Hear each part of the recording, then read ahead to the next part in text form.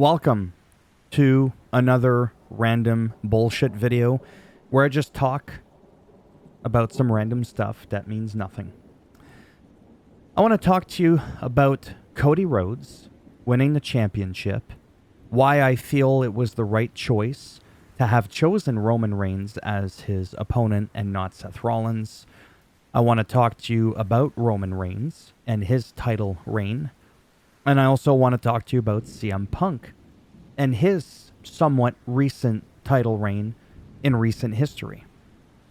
So, Cody Rhodes did the right choice, or made the right choice, choosing Roman Reigns because of how elusive Roman Reigns was with his championship.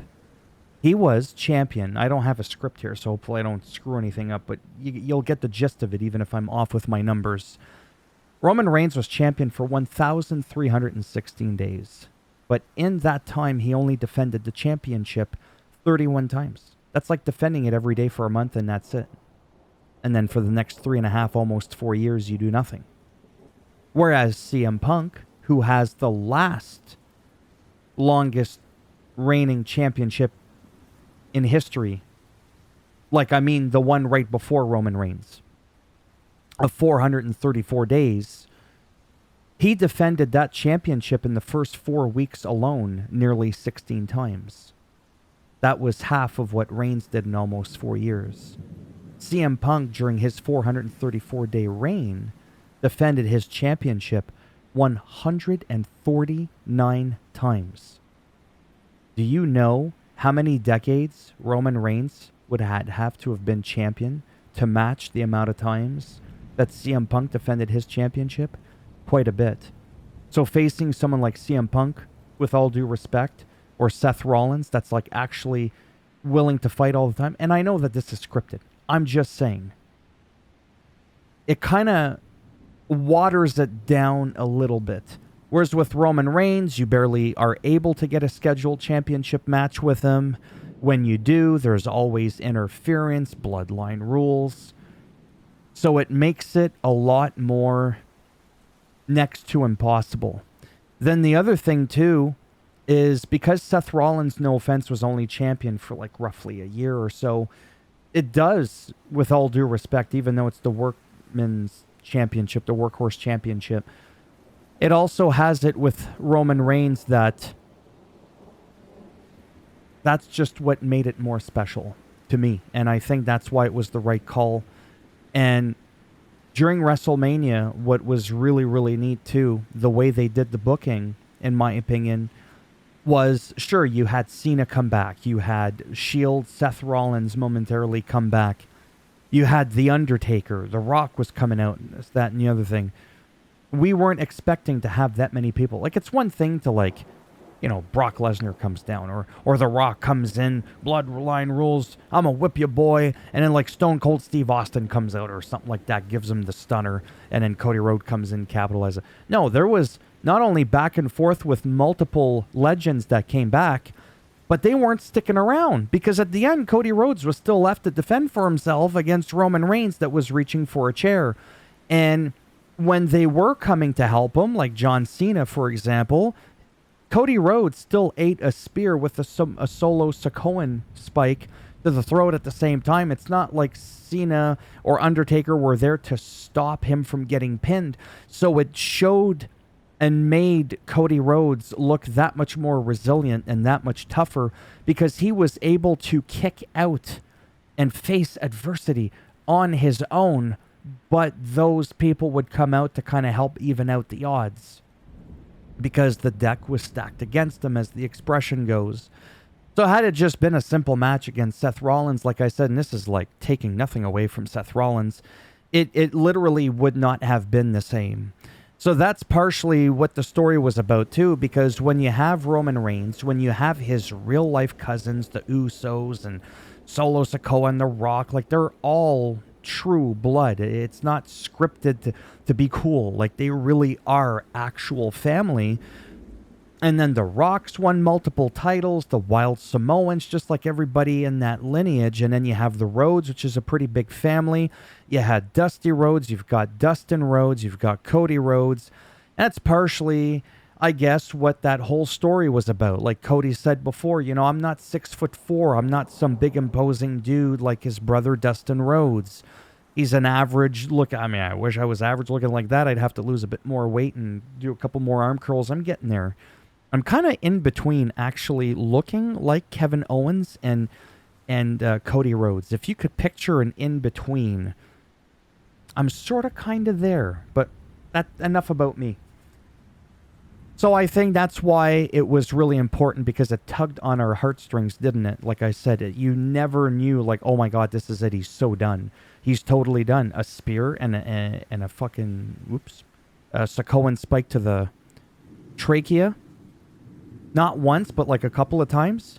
And he still kicked out, still managed to turn it around. And that's just what made him even more what he is, whatever word you want to use to properly describe Cody Rhodes. I don't think there's one word in the dictionary in any language that properly encompasses just what he is, in my opinion. And having watched every single WrestleMania in existence live, I've watched all 40 of them. That's how old I am. And I remember every single one of them. And yes, I kind of am repeating what I said a little bit in my WrestleMania recap, but in this video I wanted to focus on CM Punk, Cody Rhodes, and Roman Reigns. This was probably, like, of all the times I see a superstar and they're going for the championship, and I'm like, oh, I really hope he wins it. I really hope he wins it. I think the last time I was this, like, oh my God, he just has to do it. There was just so much buildup. It would have been Ric Flair Macho Man WrestleMania 8. I don't need to tell you how long ago that was, right? That was a pretty long time ago. I mean, I'm not too good at math, but that was like 32 years ago. That was almost a third of a century ago. And I remember, just like all the other Manias, watching that live going, oh my God, there was so much of a story with Ric Flair saying he had been with Elizabeth before. There was just so much drama and build-up. Like I said, with this, the build-up of this one was much longer. He had done this at 39, failed, had to wait an entire year. It was just like, oh my God. And I think they did the right thing. Just the way they booked that match, had everything working. This truly was what it's like to feel a Triple H, Paul Levesque, because a lot of people sometimes forget that's his real name. You could really feel the touch of Triple H on this WrestleMania. And I'm just so grateful, whatever era this is now that Vince is like 100% out, like he does not have a goddamn say in anything. You've got Bruce Pritchard. You've got Nick Khan. I almost said Tony Khan. That's AEW again. And like I mentioned before, they are not related, even though they're both venturing in the same kind of field and both have the same last name. They don't even, well, they know of each other, but they've never met. And I know I said that before in my other video.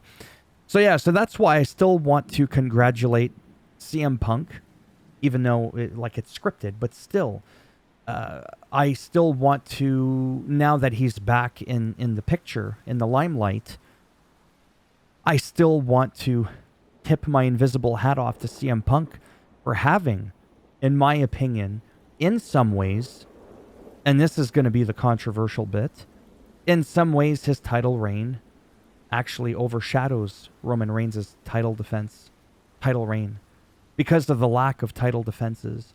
To me, that really just does something to me. And this is nothing against Roman Reigns. If I saw Roman Reigns, I'd be kissing his ass. I'd be like, oh my God, dude, you're so amazing, because I do think he's amazing. It's not like I'm backpedaling if I saw him in person and wouldn't be saying what I'm saying right now.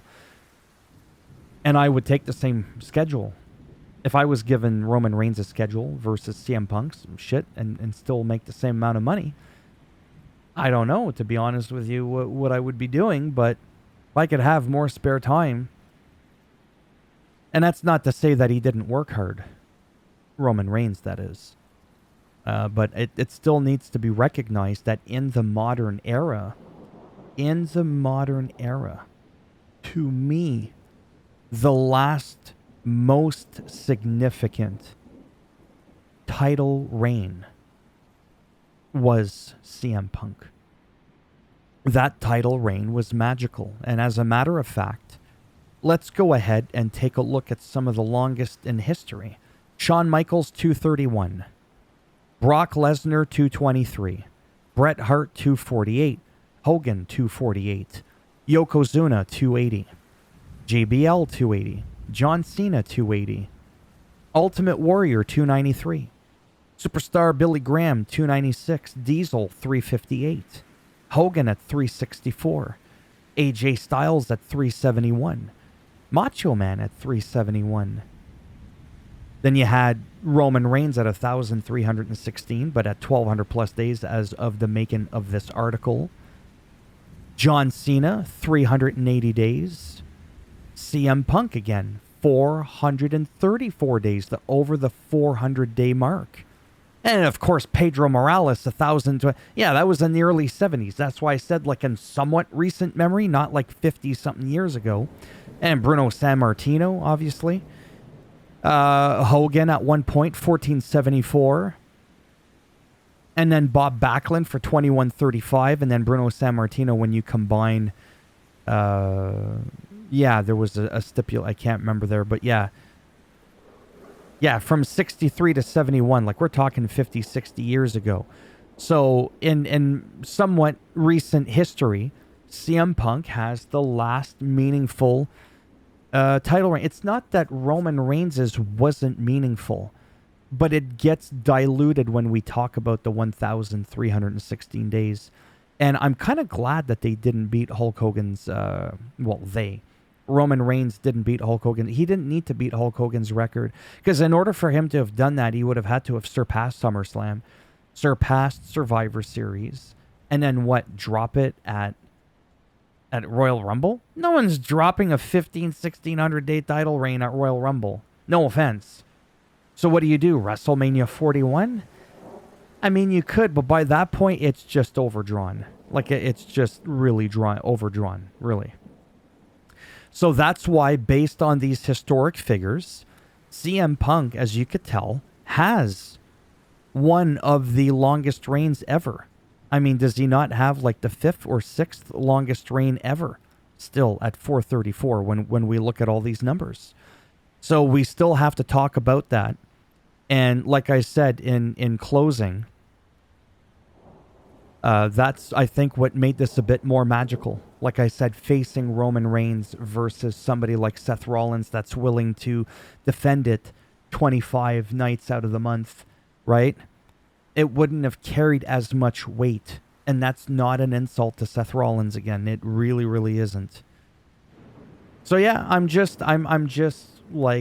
lost for, well, clearly not lost for words with the rambling that I've been, I was going to say 31 minutes. No, I went dyslexic for a second. 13 minutes. I can't even tell you. Well, I mean, I already have. Like I said, Macho Man, Ric Flair, WrestleMania 8 was probably one of the last times I remembered. Like of course, other Manias and stuff like that. I was like, oh, come on, I hope he wins. But I mean to a level where I'm getting like heart palpitations. Okay?